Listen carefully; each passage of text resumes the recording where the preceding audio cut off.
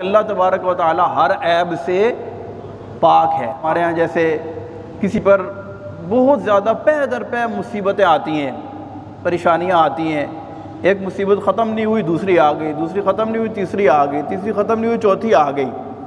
تو بندہ پیمانہ صبر لبریز ہو جاتا ہے، اور شیطان چونکہ مسلسل اس کو پن کرتا رہتا ہے، شیطان اپنی کوشش میں رہتا ہے نا کہ اس کا ایمان برباد کروں، تو شیطان مسلسل اس کے دل میں وسوسے پیدا کرتا رہتا ہے یہاں تک کہ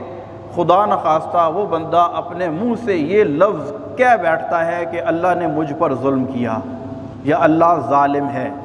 معاذ اللہ۔ اب وہ بندہ دار اسلام سے خارج ہو جاتا ہے۔ جیسے خدا نخواستہ اگر کسی کا جوان بیٹا فوت ہو گیا تو اس کی فوتگی پر بہت صبر کرنا انتہائی مشکل ہے، اس میں کوئی شک نہیں ہے، لیکن شیطان ہمارے منہ سے ایسے ایسے الفاظ کہلوا دیتا ہے جس سے بندے کا ایمان ضائع ہو جاتا ہے۔ اور خاص طور پر اگر عورتیں بھی مجھے سن رہی ہیں تو معذرت کے ساتھ عورتوں میں یہ چیزیں بہت زیادہ پائی جاتی ہیں، بین کریں گی، روئیں گی، چلائیں گی،